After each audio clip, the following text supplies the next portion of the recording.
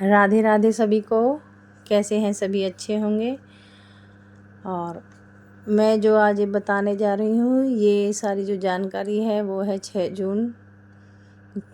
इस दिन ज्येष्ठ अमावस्या भी है, शनि जयंती भी है, तीनों देवों का महासंयोग मिला हुआ है, वट सावित्री व्रत भी है। तो मैं आपको इस दिन के बारे में बताना चाहती हूँ। जो बहनें सुहागिन स्त्रियाँ वट सावित्री व्रत का पूजन करना चाहती हैं तो ध्यान से सुनिए। इस दिन सुहागिन स्त्रियां अपने पति की लंबी आयु और सुखी वैवाहिक जीवन के लिए निर्जला व्रत रखकर वट वृक्ष की पूजा करती हैं। वट वृक्ष के नीचे सती सावित्री और सत्यवान जी को साक्षी मानकर अपने पति की लंबी आयु के लिए कामना करती हैं। और इस दिन बहुत ही शुभ योग है। ज्येष्ठ अमावस्या के दिन ही शनि जयंती है, शनिदेव जी का जन्म हुआ था, तो उनकी कृपा भी बनी रहती है जो स्त्रियां इस दिन व्रत करती हैं। तो 6 जून के दिन गुरुवार को वट सावित्री व्रत पड़ रहा है। बहुत ही शुभ योग है। और इस दिन का जो ये शुभ योग है उसका शुभ मुहूर्त 6 जून को 11:52 से लेकर दोपहर को 12:48 तक है, जो कि शुभ मुहूर्त है। उसमें आपको वट वृक्ष के नीचे सुहागिन बहनों को पूजा करनी है। 6 जून को एक और शुभ योग है, रोहिणी नक्षत्र लगा हुआ है। रोहिणी नक्षत्र अपने आप में ही बहुत शुभ होता है, जो कि पूरे दिन है। कहते हैं इसी दिन सावित्री ने अपने पति के प्राण यमराज से बड़ी चतुराई से बचाए थे। इसी दिन तभी से पति की लंबी उम्र के लिए यह व्रत किया जाता है। पूरी पूजा जो है वो विधि विधान से निर्जला रहकर की जाती है। बरगद के पेड़ की पूजा और सौभाग्य की सभी चीज़ों से बरगद के पेड़ का पूजन होता है। व्रत की जो विधि है वो इस प्रकार से है, ध्यान से सुनिएगा, कोई भी गलती ना हो।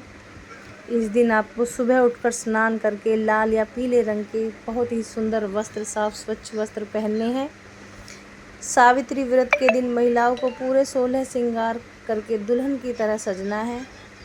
पूजा की सभी सामग्री जो है वो इकट्ठी करके वट वृक्ष के पास ले जाएं और पूजा के स्थान को गंगा जल से अच्छे से साफ करके, जो पंखा होता है जिसको बीजना भी बोलते हैं, उस पर अच्छे से सजाएं और वट वृक्ष के नीचे रखकर पूजा करें।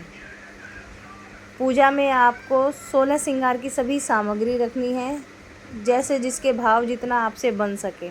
भीगे चने पूजा में अवश्य लेने चाहिए। इन्हीं चनों से वट वृक्ष की पूजा होती है और अगले दिन आप इन्हीं चनों से अपना व्रत खोलेंगे। अगले दिन ये व्रत खुलता है, अमावस्या के दिन व्रत नहीं खुलता है। सूर्योदय होने पर आपको 7 जून को 8 बजे से पहले अपने व्रत को खोल लेना है। और आपको वट वृक्ष के नीचे बैठकर ही कथा सुननी है और 7 परिक्रमा वट वृक्ष की लगानी है, कच्चे सूत को बांधकर। उसको आप लपेटे, गांठ नहीं लगाएं और वट वृक्ष से विनती करें कि जैसे आपने सावित्री के पति सत्यवान के प्राणों की रक्षा की, वैसे ही हम सभी बहनों के, हमारे पतियों के प्राणों की रक्षा करें। इस व्रत में ऋतु फल चढ़ाए जाते हैं, आम, खरबूजा, चीकू, जो भी इस समय फल चल रहे हैं वो सब चढ़ा सकते हैं, लेकिन सेब पूजा में नहीं चढ़ाया जाता है। और एक बात का विशेष ध्यान रखना कि जो हम जोत जलाते हैं वट वृक्ष के नीचे वट सावित्री व्रत के दिन, वो रुई की नहीं जलाई जाती है, कलावे की जलाएं या फिर कच्चे सूत को बटकर उसकी जो बाती बनाएं, फिर आप दीप प्रज्वलित करें। इसमें रुई को बिल्कुल भी नहीं जलाया जाता है और ना ही रुई के गद्दे पर या बिस्तर पर सोया जाता है। या तो आप ज़मीन में सोएं या फिर आप किसी चटाई पर सोएं। दोपहर में जो शुभ मुहूर्त मैंने बताया है उसमें अभिजीत मुहूर्त है, तो उसी में आप वट वृक्ष के पास जाकर के पूजा करें और भीगे हुए चने, फल, फूल, रोली मोली पकवानों से 16 श्रृंगार की सभी सामग्री से वट वृक्ष के नीचे बहुत ही भक्ति भाव से अपने पति की लंबी आयु के लिए वट वृक्ष के सामने प्रार्थना करें, पूजा करें, कथा सुने और 7 परिक्रमा लगाते हुए कच्चे सूत को या फिर कलावे को वट वृक्ष को लपेटें। और जो 16 ये जो श्रृंगार की सामग्री है उसको आप 2 हिस्सों में पूज सकते हैं, एक अपने लिए और एक अपनी सास या ननंद के लिए या किसी भी ब्राह्मणी के लिए। पूजा के बाद कुछ सामग्री आप अपने पास रखें, कुछ अपनी ननंद, सास या जो भी है आपकी बड़ी है, कोई ब्राह्मणी है, उसे दान में दें। यथाशक्ति से सूट जो भी आपसे पूजन में रखा जाए आप अपने भाव से रख सकती हैं। कोई ज़रूरी नहीं है कि ज़्यादा करना है, जितने जैसे जिसके पास है वो उसी प्रकार से इस व्रत को करें। और कम से कम जो बहनें ये व्रत नहीं कर सकती या नहीं कर पा रही हैं, तो इस दिन वट वृक्ष की पूजा अवश्य करें, क्योंकि कल जो वट वृक्ष पड़ रहा है 6 जून को बहुत ही शुभ योग में है। उस दिन 5 शुभ योग बने हुए हैं, 5 व्रत हैं, और आपसे यही विनती है कि आप इस दिन ज़रूर वट वृक्ष की पूजा करें। यथाशक्ति हो सके तो शनि जयंती है, पीपल के वृक्ष की भी पूजा करें, शमी के पेड़ की भी पूजा करें। और आपसे अगर वट वृक्ष की एक परिक्रमा लगाई जाए तो अवश्य लगाएं, हो सके तो 7 लगा सकते हैं, जैसी आपकी इच्छा हो, परंतु एक तो ज़रूर लगाएं। और इस दिन शनि जयंती थी तो उसका भी मैं नियम आपको बता देती हूँ कि ज्येष्ठ अमावस्या के दिन ही शनिदेव जी का जन्म हुआ था। शनिदेव जो है वो कर्म फल देने वाले हैं, कर्म फल के दाता हैं, तो उनकी भी हमें विधि विधान से पूजा करनी चाहिए। इस दिन शुभ महाफल देने वाला सर्व सिद्धि योग है। कहते हैं इसी योग में शनिदेव जी का जन्म हुआ था, जो कि अपने आप में भी बहुत ही शुभ है, महाफलदायक है।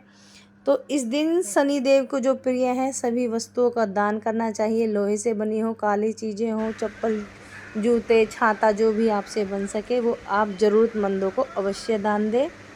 वट वृक्ष, पीपल और शमी के पेड़ की पूजा आप सायंकाल में दीप जलाकर अवश्य करें। और इस बार जो है ना बृहस्पतिवार को वट वृक्ष, ये जो वट सावित्री व्रत है वो पड़ रहा है, तो आपको केले के वृक्ष की भी अवश्य पूजा करनी है। बहुत ही शुभ योग है, मैं बार बार बता रही हूँ, कल बहुत ही शुभ योग है, इसे बिल्कुल भी जाने ना दें। व्रत ना हो, पूजन अवश्य करें। गंगा जल का इस्तेमाल पूजा में ज़रूर करना है, चाहे वो कोई से भी वृक्ष की पूजा हो।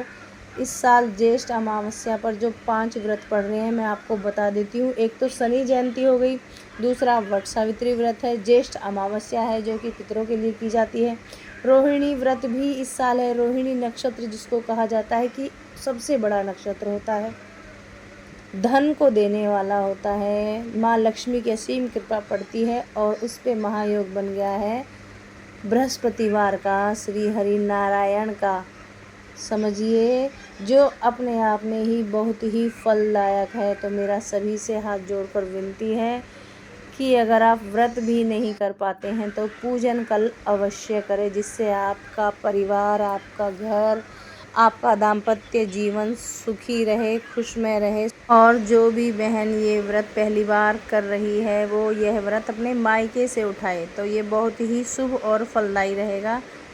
सभी से मेरी प्रेम भरी राधे राधे।